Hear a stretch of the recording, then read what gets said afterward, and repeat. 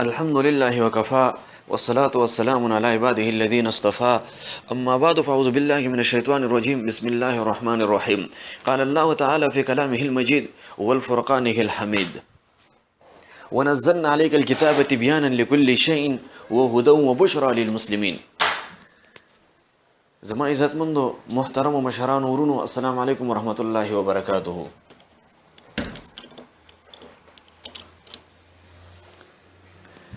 عزت مندو د الله رب العزت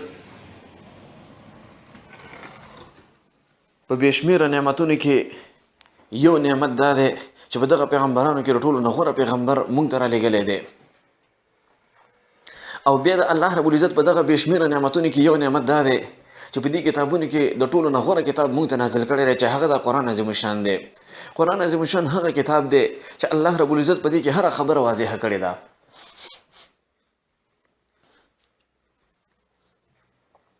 دا هغه کتاب دی چې په دې کې هدایت دی د خلکو دپاره او رحمت او زیری دی پکې د مسلمانانو دپاره. که د چا نه مستقیمه لار ورکوي نو دا کتاب وګوري الله به ورته مستقیمه لار راښکاره کړي.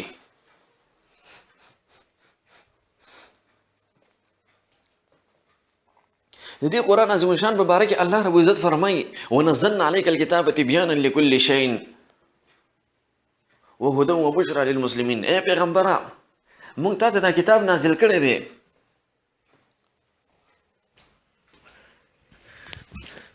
اے پیغمبره مونږ ته دا کتاب نازل کړی دی چې بیان کړی شوی دی په دې کې هر شی واضح او څرګند.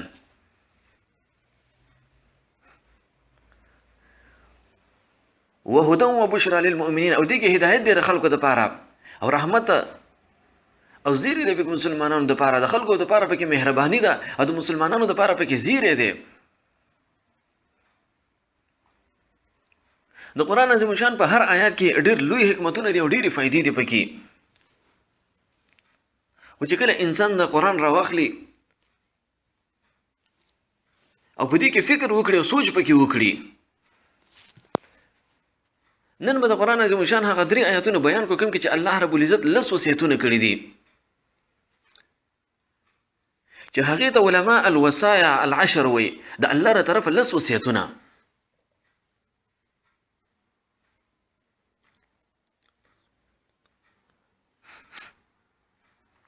د سورة انعام په 3 آیتونو کې الله رب العزت 10 وصیتونه کړي دي. سورة انعام په 9 سپاره کې دی، 155 آیات دی او په مکه کې نازل شوی دی. عبد الله ابن عباس رضی الله تعالی عنہ وایي که ته غواړې چې د اسلام د راتلو نه مخکې د جاهلیت د زمانې جاهلیتونه وپېژنې وایي سورة انعام ولوله. د جاهلیت په زمانه کې دغه خلکو یو دا عادت و چې د خپلې خوښې مطابق به یو شی ځان دپاره حلال کړ یا به یو شی ځان دپاره حرام کړ. یو شی به ځان دپاره حلال وګرځو یا به یو شی ځان دپاره حرام وګرځو. نو په دې صورت کې ورته الله رب العزت فرمایي چې دا ستاسو کار نه دی چې یو شی ځان دپاره حرام کړئ یا یو شی ځان دپاره حلال کړئ، بلکې دا د رب العالمین کار دی. په دغه 3 آیتونو کې ورته الله رب العزت 10 وصیتونه کړي دي.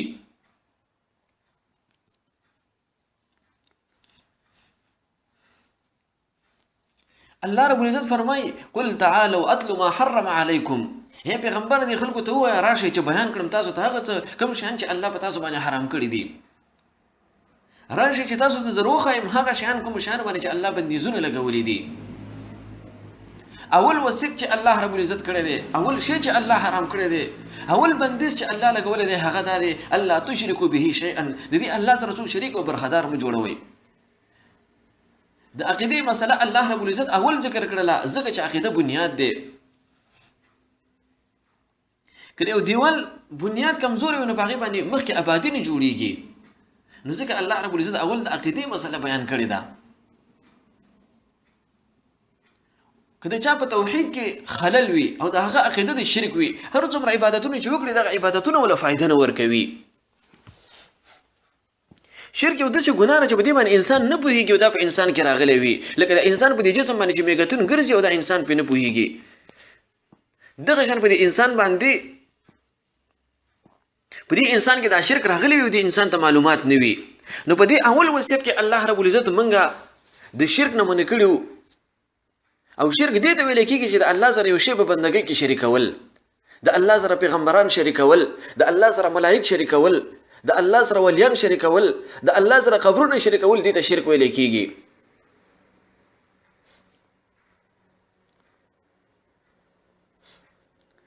په ټولو ګناهونو کې د ټولو نه لوی ګناه هغه شرک دی شرک هغه ګناه چې الله یې نه بخي ان الله لا یغفر ان یشرک به الله شرک نه بخي څوک چې د الله سره برخدار جوړ کړي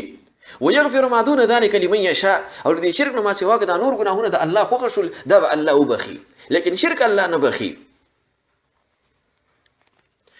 ومن يشرك بالله فقد حرم الله عليه الجنه الله فرمایي چې څوک د الله سره شریک او برخدار جوړ کړي الله په هغه باندې جنت حرام کړی دی شرک دومره عظیم جرم دی دومره لوی ګناه ده چې الله رب العزت خپل پیغمبر ته فرمایي لئن اشركت ليحبطن عملك ولتكونن من الخاسرين اے پیغمبره کته د الله سره شریک جوړ کو کته د الله سره برخدار جوړ کو ليحبطن عملك عملونه به برباد شي عملونه به ضایع شي ولتكونن من الخاسرين او تبر تاوانین نشي پیغمبران شرک نه کوي الله رب العزت خپل پیغمبر له خبرداري ورکړي دي کدا شرک وکړو نو ست عملونه به برباد شي عملونه به ضایع شي څومره عملونه انسان وکي او دغه عقیده دغه په توحید کې خلل وي او عقیده د شرک وي نو دغه عملونه ولا فائدہ نه ورکوي دویم وصیت الله رب العزت په دغه آیتونو کې دا کړی دی وبالوالدین احسانا د دې مور او پلار سره ښه چال چلن کوي د مور او پلار سره ښه سلوک کوي د هغوی سره ښېګڼه کوي په دغه آیاتونو کې الله رب العزت د خپل حق نه بعد د مور او پلار حق بیان کړی دی دا د دې خبرې دلیل دی چې د مور او پلار حق په موږ باندې ډیر زیات دی د مور او پلار یو ډیر لوی مقام دی د مور او پلار حق هغه حق دی چې هغه نه ختمېدونکی حق دی رسول الله صلی الله علیه وسلم یو کس راغی ورته ویلي چې یا رسول الله زما والدین وفات شوي دي په ما باندې خو په داغې کوم حق پاتې نه وي رسول الله صلی الله علیه وسلم ته وفرمایل چې په تا باندې اوس هم د هغې حق شته هغه دا چې د هغې د وفات نه بعد هغې ته دعاګانې کوه د الله نه ورته دعاګانې غواړه او د هغې د وفات نه بعد د هغې د دوستانو احترام او عزت کوه د هغې د دوستانو پوښتنه کوه او بل هغه د هغې دارې که هغې کوم وصیت کړی وي هغه وصیت ورله پوره کړه دا د مور او پلار حقوق دي تا باندې د وفات نه بعد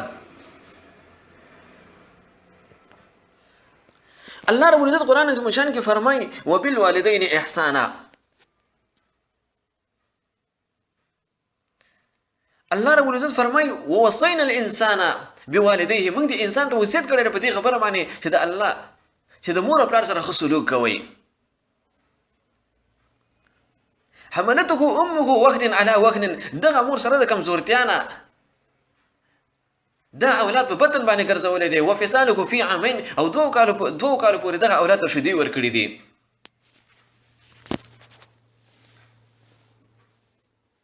نو الله رب العزت فرمایي چې انشکر لی ولوالدیک زما شکر ادا کړئ او دغه مور او پلار شکر ادا کړئ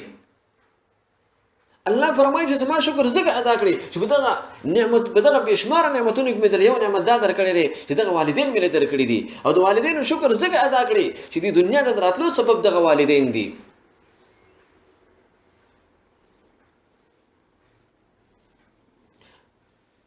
د الله شکر به د الله په عبادت سره ادا کیږي او د والدینو شکر دا د هغې په خدمت باندې او هغې ته په دعا کولو سره ادا کیږي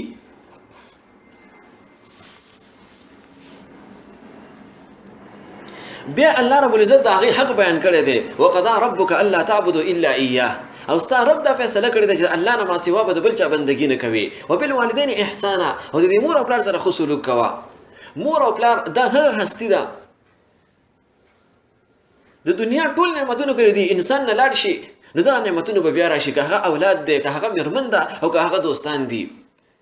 لیکن مور او پلار دا هغه هستي ده چې دا په ژوند کې یو دفعه راځي بیا نه راځي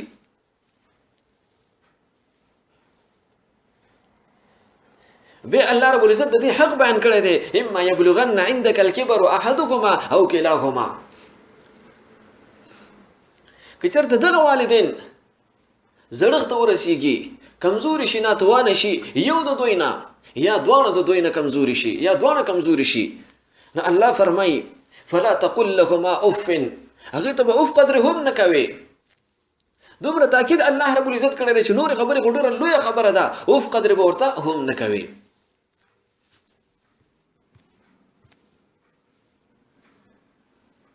نن سبا داسې بدبخت اولادونه هم شته چې دغه والدین دغه مور او پلار ضعیفه شي ناتوانه شي کمزوري شي بیا دغه اولادونه راپاڅېږي د هغې په باره کې فیصلې کوي چې دا به له چا سره اوسېږي یو ته حواله کوي او بل ته حواله کوي الله اکبر رسول الله صلی الله علیه وسلم فرمایي رغم انفو ثم رغم انفو ثم رغم انفو ذلت دوی د هغه چا دپاره بیا وفرمایل چې ذلت دوی د هغه چا دپاره بیا وفرمایل چې ذلت دوی د هغه چا دپاره اصحاب کرامو عرض وکړو چې یا رسول الله دا تاسو څوک یادوئ د دې نه څوک مراد دي رسول الله صلی الله علیه وسلم ورته وفرمایل من ادرک ابویک عند الکبر څوک چې په سړښت کې او په کمزورتیا کې په ناتوانۍ کې مور او پلار بیا مومي او دا د هغې په وجه باندې جنت ته لاړ نه شي په ده باندې جنت ته راتلو موقع راغله او دا هغه موقع ضایع کړله نو رسول الله صلی الله علیه وسلم فرمایي چې داسې کس دپاره د ذلت وي او رسوایي وي رسول الله صلی الله علیه وسلم فرمایي رضا الرب فی رضا الوالد د رب رضا د پلار پر رضا کې ده وسخط الرب بسخط الوالد او د رب خفګان د پلار په خفګان کې دی پلار خفه کول رب خفه کول دی دا دومره وړه خبره نه ده چې د چا نه پلار خفه دی بلکې د دې په وجه باندې دنه رب العالمین خفه دی که رب خوشحاله ول غواړي نو پلار خوشحاله کړه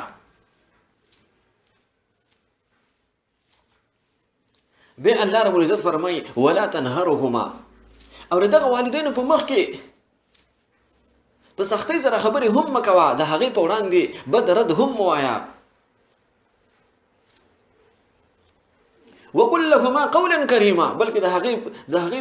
هغې سره په نرم انداز کې خبرې کوه د هغې سره نرمې خبرې کوه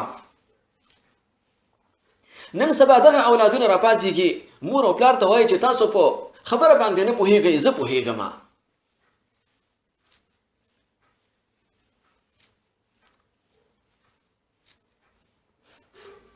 هغه مور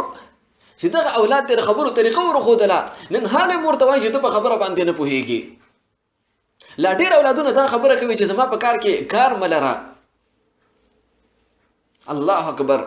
هغه اولاد چې خپل طهارت یې نشي پاکولی نن دې خپل مور او پلار ته وایي دغه والدینو ته وایي چې ته په خبره باندې نه پوهېږي زما په کار کې کار مه لره قرآن موږ له دا تربیت راکوي قرآن موږ ته دا راښیي وقل لهما قولا کریما د دغه مور او پلار سره نرمې خبرې کوه واحفظ لهما جناح الذل من الرحمة او کله چې د دغه والدینو په وړاندې ودرېږي خپله اوږه او خپله شانه دې ښکته کړه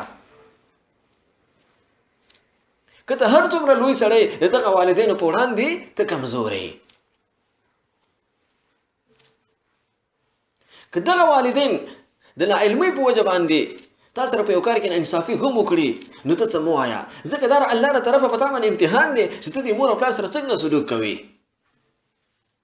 بلکې الله فرمایي چې همیشه دغه سوال کوه او دا دعا کوه وقل رب ارحمهما کما ربیاني صغیرا یا الله زما په دې والدینو باندې داسې رحم وکړي لکه څنګه چې زه صغیر وم او زه دې رالوی کړی یم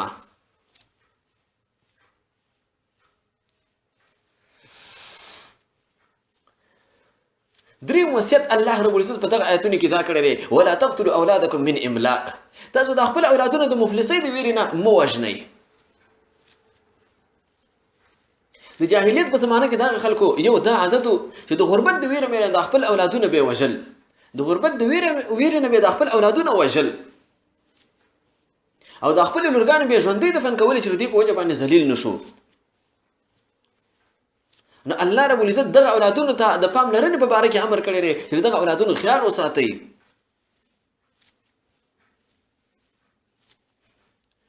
مونږ چې تاسو ته رزق درکوو نو ستاسو اولادونو ته به هم رزق ورکو دې اولادونو د رزق په باره کې دومره مه فکرمن کېږئ چې د الله دین ورته پرېږدئ یعنې د دغه اولادونو دپاره حرام رزق پیدا کول د هغې دپاره په ناحقه د چا مال اخیستل د دغه اولادونو دپاره ظلم کول د دغه اولادونو دپاره رشوتونه اخیستل او بیا په هغې ورته قصرونه جوړول الله فرمایي نحن نرزقكم واياهم من تاسو نم رزق درکو تاسو د اولادونو له بم رزق ورکړو څومره چې تاسو په مقدر کې وي د الله دین ورته م پرېږدئ د اولاد د لپاره رزق تلاش کوا لیکن د الله نافرمانی پکې مکوا د اولاد د لپاره حلال رزق تلاش کول دا هم عین عبادت دی د اولاد اخلاقی تربیت نه کول دا هم د اولاد وجل دي ولا تقتلوا اولادکم الله فرمایي چې خپل اولادونه مو وژنئ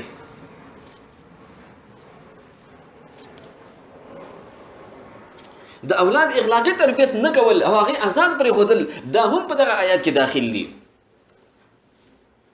څلورم وصیت الله رب العزت په دغه آیات کې دا کړی دی ولا تقربوا الفواحش ما ظهر منها وما بطن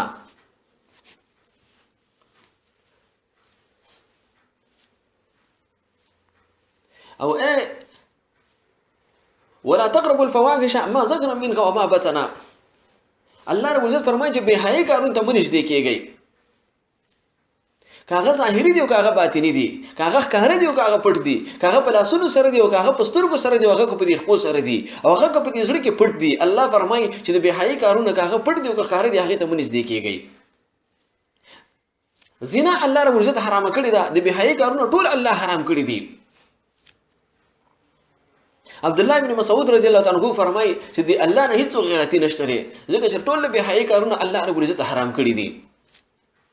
کاغه ظاهري دی او کاغه باطنی دی پنځم وصیت الله رب عزت په دغه آیاتونو کې دا کړی دی ولا تقتلوا النفس التي حرم الله او هغه نفس چې الله محترم ګرځولې دی هغه مقتلوي الله وایي مقتلوي هغه نفس چې الله دغه وجل حرام ګرځولې دی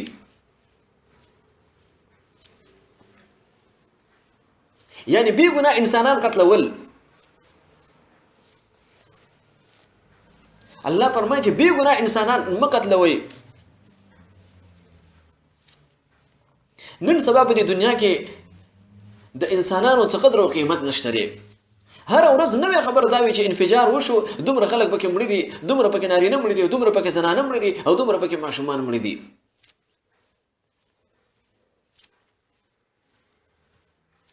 الله فرمایي ومن يقتل مؤمنا متعمدا څوک یو مسلمان په قصدن او عمدن قتل کړي فجزاؤه جهنم دغه کس په جهنم کې وي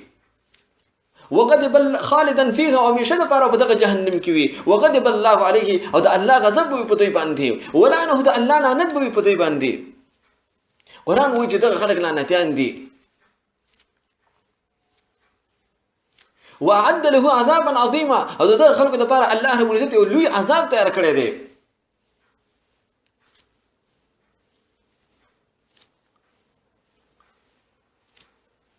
خالدا فيها چې بدغه عذاب کې همیشه د پاره پراته وي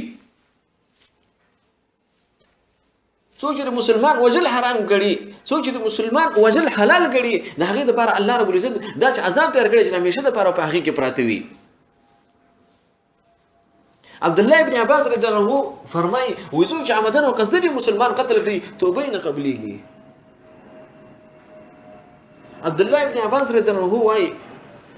چې زما د په الله باندې زما د په هغه ذات باندې قسم وي چې چا په لاس کې عبد الله ساده چې ما د رسول الله صلی الله علیه وسلم نه اوریدلی دي څوک چې عمدن او قصدن مسلمان قتل کړي د قیامت په ورځ به دغه مقتول د قاتل لاس نیولې د رحمان عرش ته راولي لاس نیولې راولي او د رحمان عرش ته مخامخ ودرېږي او داسې به وایي چې یا الله د دنه پوښتنه وکړه چې د ولې قتل کړم زما ګناه څه ده نو الله رب عزت به دغه کس نه پوښتنه وکړي دا به وایي چې ما را دې لپاره قتل کړی دی د فلاني لپاره مې قتل کړی دی د دې فائدې او د دې مفاد لپاره مې قتل کړی دی وایي الله رب العزت به هغه د جهنم هغه تل د ورغزار کې دغه قاتل چې د هغه اندازه به د او یو کالو په اندازه باندې وي د هغه مسافه به د او یو کالو په اندازه باندې وي رسول الله صلی الله علیه وسلم فرمایي چې د قیامت په ورځ به ټول نه اوله فیصله دی ویني کیږي چې چا څوک په نه حق سره وجلي الله رب عزت په دې خبرو مالم د عمل کولو توفیق راکړي او تاسو هم عمل کولو توفیق درکړي واخر دعوانا ان الحمد لله رب العالمین